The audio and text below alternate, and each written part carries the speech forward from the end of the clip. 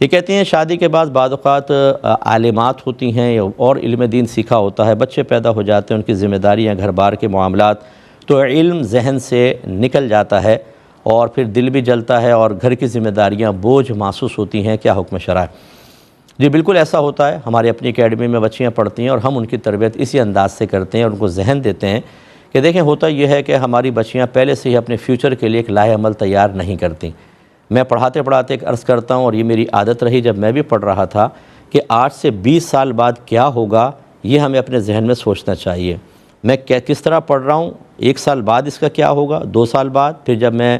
پڑھ کے فارغ ہو جاؤں گا کون سے حالات ہوں گے، کس کس چیز کی مجھے ضرورت ہوگی، تبلیغ دین کے سلسلے میں، ترقی کے سلسلے میں، دوسروں تک علم ڈیلیور کرنے کے سلسلے میں، یہ سب پہلے سے ایک روڈ میپ تیار ہونا چاہیے۔ تو بچیوں کو چاہیے جو پڑھ رہی ہیں، اگر کوئی سن رہی ہیں، وہ سوچیں کہ اس کے بعد کیا ہوگا، میں فارغ ہوں گی، پھر کہیں جاب کرنی ہے، نہیں کرنی ہے، کہیں مدرسہ پڑھانا ہے، نہیں پڑھانا، یا گھر میں پڑھانا ہے، درس کرنے ہیں، کیا کرنا ہے۔ اس کے بعد شادی ہوگی، شوہر کی ذمہ داری بھی ہوگی، اگر ساس ہے، نندے ہیں، گھر کا کام ہے، بچے ہیں، تو میں اپنے اس علم کو کیسے محفوظ رکھ سکوں گی اور اس گھر میں رہتے ہوئے تمام تر ذمہ داریاں پوری کرنے کے ساتھ ساتھ دین اسلام کی خدمت کیسے کر سکوں گی۔ اگر آپ کو یہ روڈ میپ آپ خود تیار کر سکتے ہیں تو ویل اینڈ گڈ، کہ بہت آپ سمجھدار ہیں ماشاءاللہ۔ نہیں کر سکتے تو اچھے کسی ذی رائے سے مشورہ کرتے رہیں اپنے حالات کے اعتبار سے، کیونکہ یہ مختلف ہوتا ہے، گھر کے حالات مختلف ہوتے ہیں، کسی کے گھر میں کوئی، کسی کی کمیونٹی کوئی رش میں رہتا ہے، کوئی تنہائی میں رہتا ہے، تو یہ ایک میں لاہ عمل تو آپ کو نہیں کہہ سکوں گا، ہر ایک کو اپنی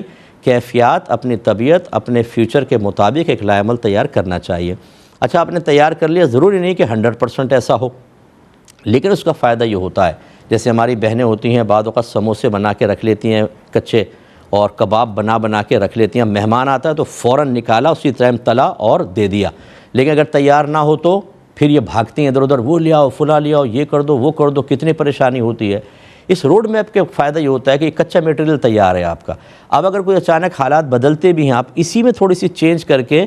آپ آگے نکل جائیں گے۔ اور اگر آپ نے بالکل بھی تیار نہیں کیا، پڑھتے ہوئے سوچ ہی نہیں رہے فیوچر میں کیا ہے، وہ بچیاں ایسی پھنستی ہیں کہ شادی ہوتی ہے تو کچھ سمجھ میں نہیں آتا۔ بہرحال جو بچیاں کی شادی ہو چکی ہے اور اب وہ لاہ عمل تیار کرنے سے اگلے سٹیپ پر آ چکی ہیں، گزارش یہ ہے کہ آپ یہ غور کریں کہ میں پورے 24 گھنٹے میں سے تمام تر ذمہ داریاں پوری کرنے کے بعد اپنے دین اور سابقہ علم کو تازہ رکھنے کے سلسلے میں کتنا وقت نکال سکتی ہوں۔ اگر 10 منٹ، 20 منٹ، 25 منٹ، 30 منٹ میں نکال سکتی ہیں، یوں سمجھے جیسے آپ سانس لینے کے لیے، کھانا کھانے کے لیے، واش روم میں جانے کے لیے، شوہر کو، نندوں کو گھر میں کام کاج کے لیے ٹائم نکالتی ہیں، یہ بھی آپ کی ذمہ داری ہے۔ 20 منٹ اس کے لیے نکال لیں، ٹھیک رہے گا۔ ورنہ جیسے آپ نے فرمایا، علماء نے کہا ہے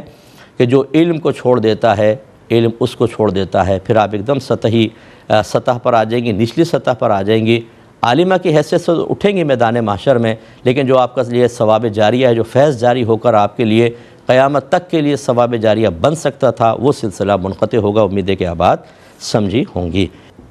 بعض ایسے صیغے درود ہوتے ہیں جن میں درود تو ہے، سلام نہیں ہے۔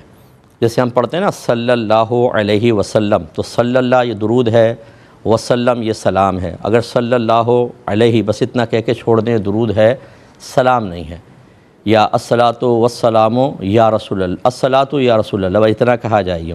اور کبھی ایسا ہوتا ہے کہتے ہیں کہ درود بھی ہوتا ہے، سلام بھی ہوتا ہے، لیکن آل پاک رسول صلی اللہ علیہ وسلم پر درود نہیں ہوتا، تو ان کو معمول بنانا کیسا ہے؟ دیکھیں بہتر ہے کہ ایسے درود کو معمول بنایا جائے کہ جس میں نبی کریم صلی اللہ علیہ وسلم کے بعد اہل بیت اطہار کا تذکرہ بھی ہو، صحابہ کرام کا بھی ہو، یہ سب سے افضل اور اولیٰ ہے۔ صلی اللہ علی النبی الامی و آلہ صلی اللہ علیہ وسلم صلاۃ و سلاما علیک سیدی یا رسول اللہ، یعنی صلی اللہ علیہ النبی الامی و آلہ صلی اللہ علیہ وسلم۔ اب جب یہ آلہ جب کہتے ہیں نا، یہ ذہن میں رکھیے گا کہ آل کا لفظ اگر صحابہ کے ذکر کے بغیر ہو تو اس میں صحابہ بھی داخل ہوتے ہیں۔ آل مانے قوم، آل فرعون آپ نے پڑھا ہے قرآن پاک میں، اس کا مطلب پوری قوم۔ تو نبی کریم صلی اللہ علیہ وسلم کے جب آل ہم کہیں گے اور صحابہ کا ذکر نہ ہو تو یہ دونوں اس میں شامل کر لیے جاتے ہیں، یعنی علمی لحاظ سے دونوں شامل ہوتے ہیں۔ اور اگر یوں ہوں وہ آلہ و اصحابہ، اب یہاں آل کے مقابل چونکہ اصحاب کا تذکرہ ہو گیا، لہٰذا آل پاک سے مراد سرکار کی ازواج مطہرات اور اولاد پاک، اور پھر صحابہ کرام کا الگ تذکرہ۔ تو خلاصہ کلام یہ ہے کہ ایسا ہی درود پاک افضل اور اولیٰ ہے جس میں درود بھی ہو، سلام بھی ہو، آل پر، اصحاب پر، بہت ہی افضل اور اولیٰ ہے۔ بہرحال دوسرے کوئی آسانی کے لیے اگر آپ معمول ایسا بنا لیتے ہیں جس میں آل پاک پر درود نہیں پڑھا گیا، گناہ نہیں ہے، لیکن کامل، افضل اور زیادہ باعث برکت وہ ہے جس کی تفصیل ہم نے عرض کی ہے۔ یہ کہتے ہیں بعض اوقات ہم قرآن پاک کی تعلیم دیتے ہیں، دو بچوں کو سامنے بٹھا لیتے ہیں، ایک ساتھ وہ سبق سنا رہے ہوتے ہیں، کبھی ایک پہ توجہ ہوتی ہے دوسرے پہ نہیں، کیا حکم شرع ہوگا؟ دیکھیں قاری حضرات جو ہوتے ہیں یہ چونکہ پڑھانے میں ماہر ہوتے ہیں، بٹھا لیتے ہیں سامنے دونوں بچوں کو، لیکن توجہ ایک پر کر کے پھر جب سبق سنتے ہیں تو دوسرے پر بھی ہوتی ہے۔ ہاں اگر قاری صاحب کوئی ایسا ہے کہ دونوں کو بٹھا لیا، اب ادھر سے یہ بھی پڑھ رہا ہے ادھر سے بھی پڑھ رہا ہے، کسی پر بھی توجہ نہیں ہے، کبھی یہاں ذہن جاتا ہے کبھی وہاں، یہ تو غلط چیز ہے، کیونکہ آپ بچوں کو خالی رسم پوری کر رہے ہیں، علم نہیں دے رہے۔ لیکن میرا ایسے کسی قاری صاحب کے بارے میں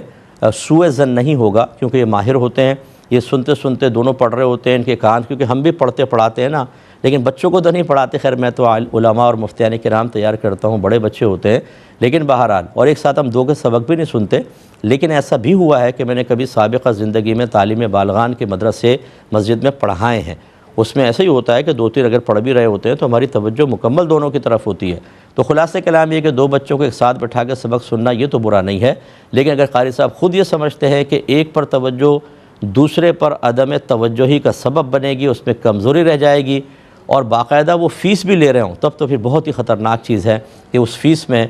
مطلب کسب خبیث داخل ہونے کے امکانات ہیں۔ اس لیے پوری توجہ ہو، یا تو ایک ایک بچے کو بلائیں، دو کو بلائیں تو پوری توجہ کے ساتھ ہوں۔ بہرحال ہمیں حسن ظن قائم رکھنا چاہیے۔ یہ کہتے ہیں شادی کے بعد اوقات عالمات ہوتی ہیں اور علم دین سیکھا ہوتا ہے، بچے پیدا ہو جاتے ہیں، ان کی ذمہ داریاں، گھر بار کے معاملات، تو علم ذہن سے نکل جاتا ہے اور پھر دل بھی جلتا ہے اور گھر کی ذمہ داریاں بوجھ محسوس ہوتی ہیں، کیا حکم شرع ہے؟ جی بالکل ایسا ہوتا ہے، ہماری اپنی اکیڈمی میں بچیاں پڑھتی ہیں اور ہم ان کی تربیت اسی انداز سے کرتے ہیں اور ان کو ذہن دیتے ہیں کہ دیکھیں ہوتا یہ ہے کہ ہماری بچیاں پہلے سے ہی اپنے فیوچر کے لیے ایک لاہ عمل تیار نہیں کرتیں۔ میں پڑھاتے پڑھاتے ایک عرض کرتا ہوں، اور یہ میری عادت رہی جب میں بھی پڑھ رہا تھا، کہ 8 سے 20 سال بعد کیا ہوگا یہ ہمیں اپنے ذہن میں سوچنا چاہیے۔ میں کس طرح پڑھ رہا ہوں، 1 سال بعد اس کا کیا ہوگا، 2 سال بعد، پھر جب میں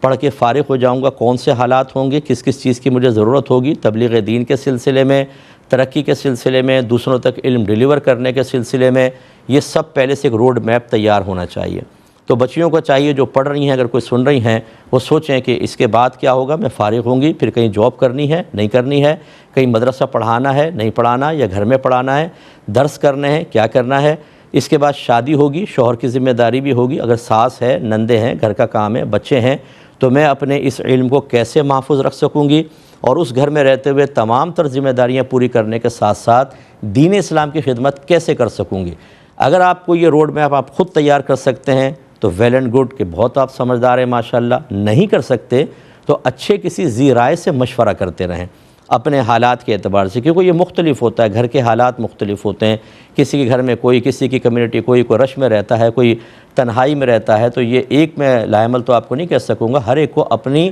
کیفیات، اپنی طبیعت، اپنے فیوچر کے مطابق ایک لائمل تیار کرنا چاہیے۔ اچھا آپ نے تیار کر لیا، ضروری نہیں کہ 100% ایسا ہو، لیکن اس کا فائدہ یہ ہوتا ہے، جیسے ہماری بہنیں ہوتی ہیں بعض اوقات سموسے بنا کے رکھ لیتی ہیں کچے، اور کباب بنا کے رکھ لیتی ہیں، مہمان آتا ہے تو فوراً نکالا، اسی ٹائم تلا اور دے دیا، لیکن اگر تیار نہ ہو تو پھر یہ بھاگتی ہیں ادھر ادھر، وہ لے آؤ، فلاں لے آؤ، یہ کر دو، وہ کر دو، کتنی پریشانی ہوتی ہے۔ اس روڈ میپ کے فائدہ یہ ہوتا ہے کہ یہ کچا میٹیریل تیار ہے آپ کا، اب اگر کوئی اچانک حالات بدلتے بھی ہیں، آپ اسی میں تھوڑی سی چینج کر کے آپ آگے نکل جائیں گے۔ اور اگر آپ نے بالکل بھی تیار نہیں کیا، پڑھتے ہوئے سوچ ہی نہیں رہے فیوچر میں کیا ہے، وہ بچیاں ایسی پھنستی ہیں کہ شادی ہوتی ہے تو کچھ سمجھ میں نہیں آتا۔ بہرحال جو بچیاں کی شادی ہو چکی ہے اور اب وہ لائے عمل تیار کرنے سے اگلے سٹیپ پر آ چکی ہیں، گزارش یہ ہے کہ آپ یہ غور کریں کہ میں پورے 24 گھنٹے میں سے تمام تر ذمہ داریاں پوری کرنے کے بعد اپنے دین اور سابقہ علم کو تازہ رکھنے کے سلسلے میں کتنا وقت نکال سکتی ہوں۔ اگر 10 منٹ، 20 منٹ، 25 منٹ، 30 منٹ میں نکال سکتی ہیں، یوں سمجھے جیسے آپ سانس لینے کے لیے، کھانا کھانے کے لیے، واش روم میں جانے کے لیے، شوہر کو، نندوں کو گھر میں کام کاج کے لیے ٹائم نکالتی ہیں، یہ بھی آپ کی ذمہ داری ہے۔ 20 منٹ اس کے لیے نکال لیں، ٹھیک رہے گا۔ ورنہ جیسے آپ نے فرمایا، علماء نے کہا ہے کہ جو علم کو چھوڑ دیتا ہے، علم اس کو چھوڑ دیتا ہے، پھر آپ ایک دم سطح پر آ جائیں گی، نچلی سطح پر آ جائیں گی، عالمہ کی حیثیت سے اٹھیں گی میدان محشر میں، لیکن جو آپ کا لیے ثواب جاریہ ہے، جو فیض جاری ہو کر آپ کے لیے قیامت تک کے لیے ثواب جاریہ بن سکتا تھا، وہ سلسلہ منقطع ہوگا۔ امید ہے کہ آپ بات سمجھی ہوں گی۔